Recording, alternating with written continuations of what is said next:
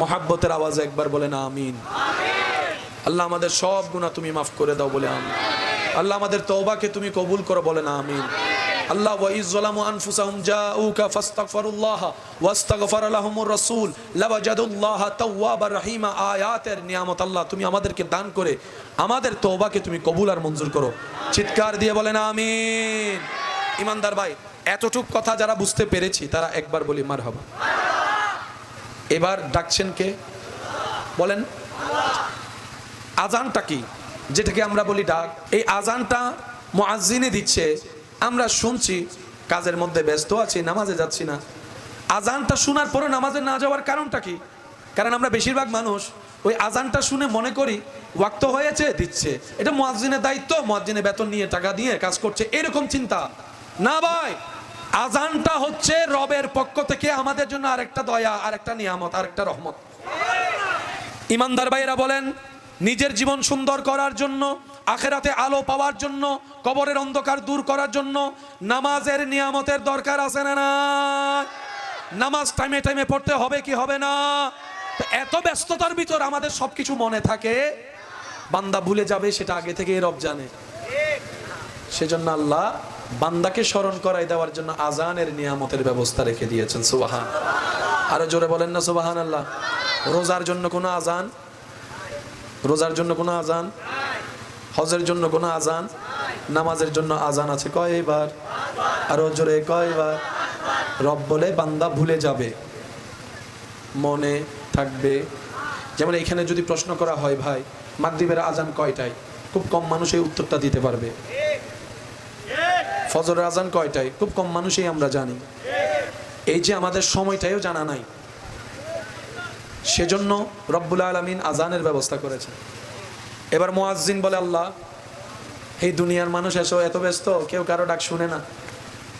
আমি ছোট্ট একটা মানুষ, আমাদের সমাজে তো মুয়াজ্জিন ইমামকে খুব তাচ্ছিল্যভাবে দেখা হয়, খুব ছোটভাবে দেখা হয়। আমি শ্রদ্ধার সাথে বলি, মনে রাখবেন যার জবানে আল্লাহর ডাক আসে ডেলি 5 বার করে, অন্তত এইটার শ্রদ্ধা তো করেন, এটার সম্মান তো দেন। যে জান্নাতের চাবি নামাজ আপনি যে ইমামকে সামনে রেখে পড়ছেন, অন্তত এই মর্যাদাটুকু তো দেন। আমি সব যেটা পাচ্ছি সেটা হুজুরের পিছনে ইমামতি মুক্তাদি করে তো আমি পাচ্ছি, ওই শ্রদ্ধাবোধটা তো অন্তত রাখি। মনে রাখবেন সমাজ দুনিয়ায় যে ইমাম মুয়াজ্জিনকে হয়তো মূল্যায়ন করছে না, কিন্তু হাসরের ময়দানে আল্লাহ চাহে তো যখন মুয়াজ্জিনের ইমামের মাথায় মুকুট হবে, কণ্ঠ থেকে নূর বের হবে, তখন হাজার হাজার মুসল্লি দেখে অবাক হতে থাকবে, আরে আমার এলাকার মুসল্লির এত সম্মান হাসরের ময়দানে। সুবহানাল্লাহ। আল্লাহ আমাদের সবাইকে অন্যকে সম্মান দেওয়ার তৌফিক দান করুন। সম্মান দিলে ভাই সম্মান কমে না। জোরে জোরে বলেন, আরো জোরে বলেন। আল্লাহর জন্য খাওয়াইলে কমে না, বাড়ে। আল্লাহর জন্য দিলে কমে না। কাউরে সম্মান দিলে আপনার সম্মান আমার সম্মান কমবে না, এটা বাড়বে। আওয়াজ দিয়ে বলুন, বাড়িয়ে দিবেন কে? আল্লাহ চাইলে বাড়াই দিতে পারে। আমাদের দরকার বেশি হোক, আল্লাহ আমাদেরকে বাড়িয়ে দিবেন, ওয়াদা করেছেন। কাজটা আমাদের করতে হবে, সেটা হচ্ছে অন্যকে ইজ্জত দিতে হবে, অন্যের দোষ গোপন রেখে সমাজে সম্মানের ব্যবস্থা করে দিতে হবে। কথা বলেন ঠিক কিনা? এবার আসুন আমরা আজানটা একটু বোঝার চেষ্টা করব। বাস, মাশাআল্লাহ মাশাআল্লাহ। মুয়াজ্জিন বলে, আল্লাহ আমি ডাকলে তো সে আমার ডাকে আসবে না, আমার কথা তো সে শুনবে না। রব বলে যে মুয়াজ্জিন তুই নিজে থেকে ডাকলে হয়তো আসবে না, আমার বান্দাদেরকে তুই আমার নামটা শুনাই দে। রব বলে, মুয়াজ্জিন তুই ডাকলে তোর ডাকে আসবে,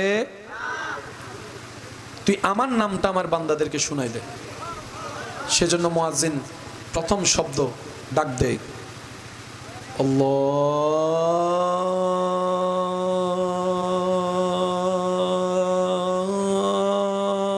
আল্লাহু আকবার, আল্লাহু আকবার।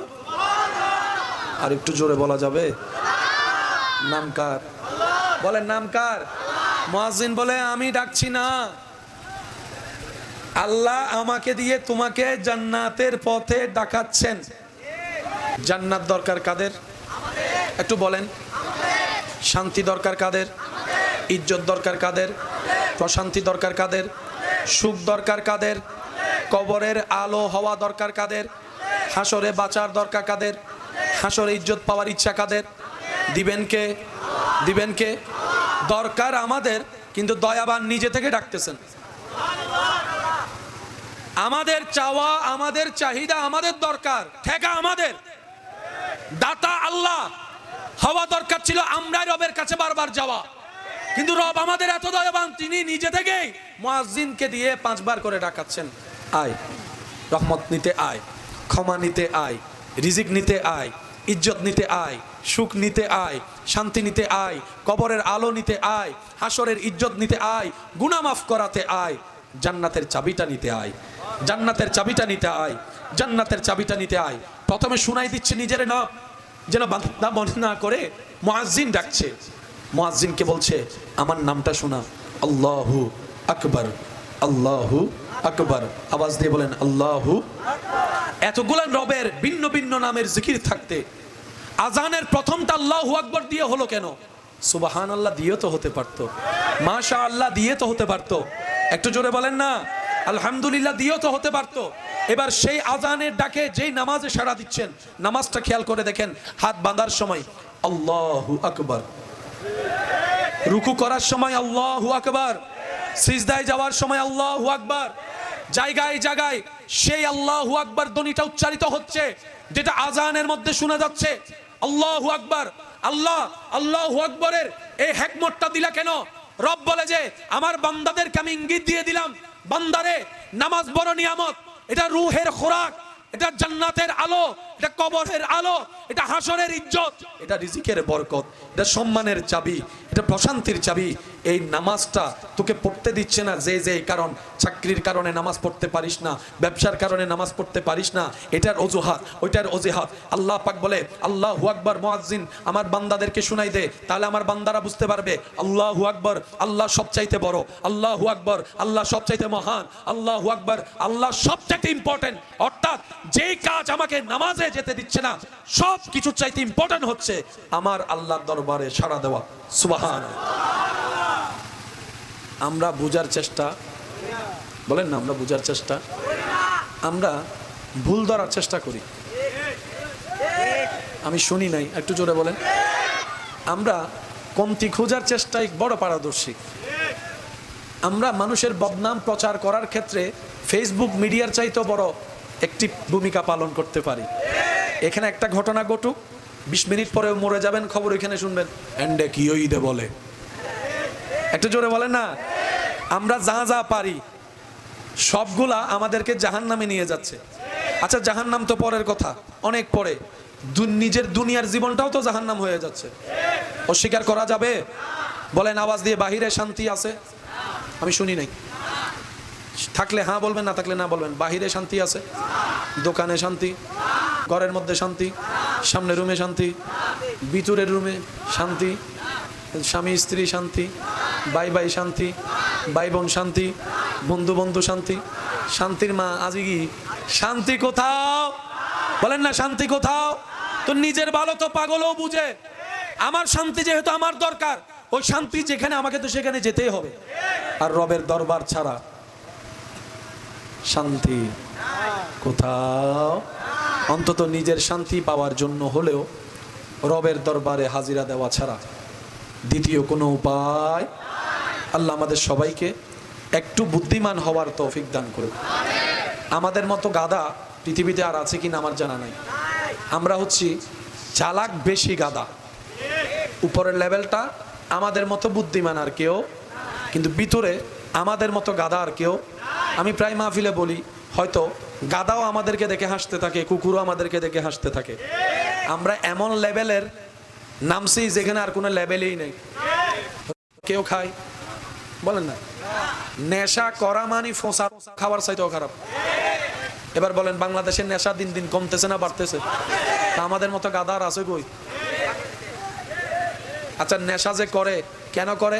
কেউ বলে যে দুঃখ ভুলার জন্য, কেউ বলে যে কষ্ট ভুলার জন্য, কেউ বলে যে ভাবে থাকার জন্য, কেউ বলে যে না একটু মজা লাগে সেজন্য। আচ্ছা করলেন ভালো কথা, কয় মিনিট থাকে আপনার এই নেশা? 1 মিনিট, 5 মিনিট, 10 মিনিট, 20 মিনিট, আধা ঘন্টা, 1 ঘন্টা। যখন আপনার নেশা কেটে যায়, ব্রেন যখন আবার অ্যাক্টিভ হয়, তখন আপনি দেখেন আপনি আর খাটে নাই, নালার মধ্যে পড়ে আছেন। অনেকে তো নিজের প্রধানমন্ত্রী পর্যন্ত দাবি করে ফেলে। অনেকে বলে যে আমার মতো বাদশা পৃথিবীতে আর কেউ। পুলিশের বেতের বাড়ি যখন পিছনে পড়ে, তখন আকল ঠিকানায় আসে, তখন বুঝতে পারে। আমরা বলি যে নেশা ছেড়ে যায় ওই নেশা টাকা দিয়ে খরচ করে করে লাভ কি? যে নেশায় আপনার মত্ত হতে বারবার খরচ করতে হয়, নিজের ভিতরও ক্ষতি হয়, বাইরেও ক্ষতি হয়। আরে ওই নেশাতে মত্ত হন, যেই নেশায় একবার মত্ত হলে আপনার আজীবন নেশাই কেটে যাবে। সেটা হচ্ছে রবের প্রেমের নেশা, নবীর প্রেমের নেশা। বলেন সুবহান। ওই প্রেমের নেশার চাইতে বড় দামি নেশা। এই নেশা থাকে কয় ঘন্টা? জোরে বলেন, কয় ঘন্টা? আর রবের প্রেমের নেশা থাকে আজীবন। আরো জোরে। আচ্ছা আসেন, আল্লাহ থেকে এজাজত নিয়ে জিবরাইল আলাইহিস সালাম একবার পরীক্ষা করতে এসেছেন। আল্লাহ কেন ওনাকে খলিলুল্লাহ বলে বন্ধু বানিয়েছেন? উনি মানুষের রূপ ধরে আসলেন।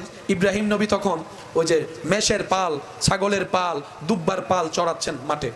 আর তৎকালীন সময় বড় লোক বলা হতো তাদেরকে, যাদের মেষের পাল থাকতো বেশি, দুব্বার পাল, ছাগলের পাল থাকতো বেশি, ওটের পাল থাকতো বেশি, ওদেরকে তৎকালীন সময় বড় লোক, কোটিপতি। ইব্রাহিম নবী আপন কাজ করছেন, জিবরাইল আমিন মানবের রূপে এক গাছতলায় নিচে বসে বসে আল্লাহ নামের জিকির করা শুরু করেছেন। সুবহানাল্লাহ। ওই জিকিরের আওয়াজ ইব্রাহিম নবীর কানের মধ্যে আসলো। ইব্রাহিম নবী ওই কাজ ফেলে আল্লাহ নামের জিকির শুনতে লাগলেন। সুবহানাল্লাহ। কিছুক্ষণ পর যখন মানবরূপী ফেরেশতা জিবরাইল জিকির বন্ধ করে দিলেন রবের, ইব্রাহিম নবী দৌড়ায় আসলেন, এসে ওনাকে বললেন, ভাই আপনি এত সুন্দর করে আমার রবের নামের জিকির করতেছেন, শুনে মনটা শান্তি হয়ে যাচ্ছে, আর একটু করেন না? তখন জিবরাইল ফেরেশতা হিকমতে বললেন, এতক্ষণ করেছি আমার ইচ্ছায়, এখন আপনার কথা রাখতে যদি আমার করতে হয় তা আমার ফায়দা কি, আমার লাভ কি? তখন ইব্রাহিম নবী বললেন, আমার এই বিশাল ছাগলের পাল থেকে অর্ধেক আপনাকে আমি দিয়ে দিব যদি আমার রবের নামের জিকির আপনি শোনান। এবার জিবরাইল ফেরেশতা রবের নামের জিকির শুনালেন, উনি অর্ধেক পাল দিয়ে দিলেন। কিছুক্ষণ পর জিকির বন্ধ হলো। ইব্রাহিম নবী আবার আবেদন করলেন, ভাই আরেকটু জিকির শুনান। এবার প্রশ্ন করে, এবার কি দিবেন? বলে যে বাকি অর্ধেক যা আছে সেটাও আপনার নামে করে দিব। সুবহানাল্লাহ। এবার মানবরূপী জিবরাইল ফেরেশতা আল্লাহর নামের জিকির শুনালেন। ইব্রাহিম নবী মত্ত হয়ে পাগল হয়ে রবের নামের জিকির শুনতে শুনতে শুনতে শুনতে আত্মহারা হয়ে গেলেন। এবার দেওয়ার মতো আর কিছু নেই। জিবরাইল ফেরেশতা রবের জিকির করা বন্ধ করলেন। ইব্রাহিম নবী বলে, ভাই আরেকটু শুনতে চাই, আরেকটু ইচ্ছা করছে, আরেকটু রবের নামটা শুনতে চাচ্ছি ভাই। এখন জিবরাইল ফেরেশতা বলে, প্রথম ভাগও দিলেন, দ্বিতীয় ভাগও দিলেন, দেওয়ার মতো তো এবার আপনার কাছে আর কিছু নাই। এবার আপনি আমাকে কি দিবেন যদি জিকির শোনাই? তখন ইব্রাহিম নবী, যাকে আল্লাহ খলিলুল্লাহ শান দান করেছেন, সুবহানাল্লাহ, ইব্রাহিম নবী যিনি জলিলুল কদর একজন পয়গম্বর, ওই ইব্রাহিম পয়গম্বর জিবরাইল ফেরেশতাকে বলে, ভাই আপনার এই ছাগলগুলা চড়ানোর জন্য একজন খাদেম রাখাল তো দরকার হবে, আপনি রবের নামের জিকির শুনান, আমি ইব্রাহিম রাখাল হয়ে যেতে প্রস্তুত আছি। জিবরাইল ফেরেশতা বলে যে বুঝা হয়ে গেছে আল্লাহ কেন আপনাকে বন্ধু ডাকছে। জিবরাইল ফেরেশতা বলে, আমি বুঝতে পারলাম এবার আল্লাহ কেন আপনাকে বন্ধু ডাকছে। আপনার জিনিস আপনি রাখেন, আমি মানুষ না, আমি জিবরাইল ফেরেশতা এসেছি। সুবহানাল্লাহ। মনে রাখবেন, এই প্রেমের কোনো শেষ বলেন না, এই প্রেমের শেষ। কষ্ট না নিলে একটা কথা বলি, যদি অনুমতি দেন, অনুমতি দিতে চাইলে বলেন মারহাবা। দুনিয়ার প্রেম শেষ করে দেয়, নিঃশেষ করে দেয়, তিলে তিলে ক্যান্সারের মতো ভিতর খেয়ে জাজরা করে দেয়, শান্তির গর্ভ করে দেয়। একটু ঠান্ডা মাথায় ক্যালকুলেশন করলেই আমার কথা বুঝতে পারবেন। চতুর্দিকে একটু চোখ খোলা রেখে যদি দেখেন, দুনিয়ার ভালোবাসা মানুষকে শেষ করে দেয়, নিঃশেষ করে দেয়। কত শত মানুষ এই প্রেমের জগতে পড়ে নিজের সম্পত্তি শেষ করে ফেলেছে, অর্থ শেষ করে ফেলেছে, পড়ালেখা শেষ করে ফেলেছে, চাকরি শেষ করে দিয়েছে, ব্যবসা শেষ করে দিয়েছে। এমনকি সেই প্রেমে সফল না হয়ে অনেকে তো নিজের জীবন পর্যন্ত শেষ করে দিচ্ছে। দুনিয়ার প্রেম, এটা মাথায় এবং মনে বসাই ফেলবেন, দুনিয়ার প্রেম শেষ করে দেয়, নিঃশেষ করে দেয়, ধ্বংস করে দেয়। আর রবের প্রেম, নবীর প্রেম নতুন জীবন দান করে। সুবহানাল্লাহ। অন্ধকারে আলোর সঞ্চারণ করে। সুবহানাল্লাহ। অশান্তি মনে শান্তি প্রতিষ্ঠা করে, অমানুষকে মানুষ করে, বেইজ্জতিওয়ালাকে ইজ্জত করে। সব কথার এক কথায় দুনিয়ার জাহান্নাম থেকে মুক্তি দিয়ে জান্নাতের শান্তির ঘরে পৌঁছাই দেয়। সুবহানাল্লাহ। তো যার যেটা দরকার সে সেদিকে যাবে। আমাদের যদি আসলে শান্তির দরকার, আল্লাহ এবং রসুলের পথ ছাড়া দ্বিতীয় কোনো উপায়। এবার আওয়াজ দিয়ে বলেন, সব বিশ্ব জাহান ভালোবাসে কাকে? কাকে ভালোবাসে? খোঁজে কাকে? তালাশ করে কাকে? চাই কাকে? সব সৃষ্টি যে স্রষ্টাকে চায়। সুবহানাল্লাহ বলি। সব সৃষ্টি যে স্রষ্টার প্রশংসায় বেবুর, সেই রব যার প্রশংসা করেন হরদম, তিনি আপনার আমার নবী রহমাতুল লিল আলামিন। একটু জোরে বলেন। একটা কথা মাথায় রাখবেন ভাই, কোরআন হাদিস পড়া এক জিনিস, বুঝা এক জিনিস। আমার ভাইজান আলোচনার মধ্যে খেদমত নিবেদন করেছেন, আমরা পড়ার মধ্যে থাকি, বুঝার চেষ্টা, বলেন না বুঝার চেষ্টা। আমরা কোরআনকে কোরআনের মতো বুঝতে না চেয়ে আমরা নিজেদের মতো করে বুঝতে চাই, যার কারণে একই কোরআন একই আয়াত এক এক জায়গায় এক এক ধরনের রং সামনে চলে আসে। একটু জোরে বলেন না। সেজন্য আদবের সাথে বলা নিবেদন, পৃথিবীর সমস্ত বই পুস্তক পড়তে জানতে ভালো একটা ব্রেনের দরকার, ভালো একটা চোখের দরকার, কিন্তু কোরআন হাদিস বুঝার জন্য পড়ার জন্য সুন্দর একটা মনের দরকার, ইমানি কিছু শক্তির দরকার। অন্তর ছাড়া কখনো কোরআন হাদিস বুঝা, বলেন না বুঝা, বুঝা। কোরআনের এক একটা হরফের মধ্যে মুজিজা, কোরআনের এক একটা হরফে কি বললাম? মুজিজা। বলেন কি মুজিজা? আমার আলোচনা আর দীর্ঘায়ু করব না, একদম শেষের দিকে মনোযোগটা একটু কঠিন রাখবেন। আল্লাহ তাআলা প্রত্যেকটা নবী রাসূলকে সময় উপযোগী কিছু অলৌকিক পাওয়ার ক্ষমতা দান করেছেন, যেটাকে আমরা এক কথায় মুজিজা নামে চিনি। একটু জোরে বলেন না। আর প্রত্যেকটা নবীর টার্মের একটা শেষ ছিল, প্রত্যেকটা নবীর টার্মের একটা শেষ। আপনার আমার টার্মের একটা শেষ আছে। ছেলে হিসেবে একটা টার্মের শেষ, যেদিন বিয়ে করছি সেদিন জামাই হিসেবে টার্ম শুরু, যেদিন বাচ্চার বাপ হয়েছি সেদিন বাপ হিসেবে টার্ম শুরু, যেদিন আমার ছেলে বিয়ে করছে সেদিন থেকে আমি শ্বশুর হিসেবে টার্ম শুরু, দান করছে আমি দাদা হিসেবে টার্ম শুরু। একটার শেষ, বলেন না আরেকটার, একটার শেষ আরেকটার। আল্লাহ তাআলা একমাত্র সৃষ্টি জগতে আমাদের নবীকে এমন মুজিজা দান করেছেন যা তা কিয়ামত পর্যন্ত টিকে থাকবে, টার্মের শেষ নাই। আল্লাহ তাআলা নবীকে দান করা হাজার রকমের মুজিজার ভিতরে একটা মুজিজার নাম শুনি নাই, আরো জোরে, আরো জোরে, আরো জোরে। কিছু কিছু মানুষকে দেখবেন কোরআনের পৃষ্ঠা ছিঁড়ে অনেকে নিজের পক্ষ থেকে যতটুক অবমাননা করার যায় সব করে। আমরা শ্রদ্ধার সাথে বলি, ভাই কিছু জিনিস আছে অপমান করলে মান কমে, বলেন না বলেন, অপমান করলে মান। আবার কিছু জিনিস আছে অপমান করলে মান আরো বাড়ে, মান আরো বাড়ে। যাদের সাথে মানুষের সম্পর্ক তাদের সবকিছু মানুষের উপর নির্ভর। একজনকে আপনি চাকরি দিলেন, বড় পুলিশ অফিসার বানিয়ে দিয়েছেন, ওনার সম্মান আছে না নাই? 2 দিন পরে যদি ওনাকে উপর থেকে চাকরি নট করে দেয়, সম্মান, বলেন না সম্মান। মানুষের দেওয়া সম্মান মানুষ আবার চাইলে নিতেও পারে, কমাইতেও পারে। এটাকে সম্মানিত করেছেন কে? আবার শুনি নাই। ইসলামকে সম্মানিত করেছেন কে? কোরআনকে সম্মানিত করেছেন কে? নবীকে সম্মানিত করেছেন কে? এটার সাথে পৃথিবীর ওয়ালার কোনো লেনদেন, জোরে বলেন লেনদেন, লেনদেন। নবীর শানে ওয়ারাফানা লাকা যিকরাক রব বলেছেন, আপনার আমার প্রশংসায় নবীর কিচ্ছু যায় আসে না। লাহাফিজুন কোরআনের ব্যাপারে রব বলেছেন, আপনার আমার সেই পৃষ্ঠা ছিল কিচ্ছু যায় আসে না। যার বাড়ি লৌহে মাহফুজে, ওখানে যাবেন কিভাবে, ওখানে লাগাবেন কিভাবে? আরে ভাই, কোরআন আপনি দেখছেন পাতায় আছে, পৃষ্ঠায় আছে, আপনি একটু ভুল ধারণায় আছেন। কোরআন মুসলমানের পাতায় নাই, পৃষ্ঠায় নাই, কোরআন তো মানুষের, মুসলমানের হৃদয়ের মধ্যে আছে। ডান হাত তুলে দেখাই, বলেন ঠিক কিনা? আল্লাহু আকবার, আল্লাহু আকবার।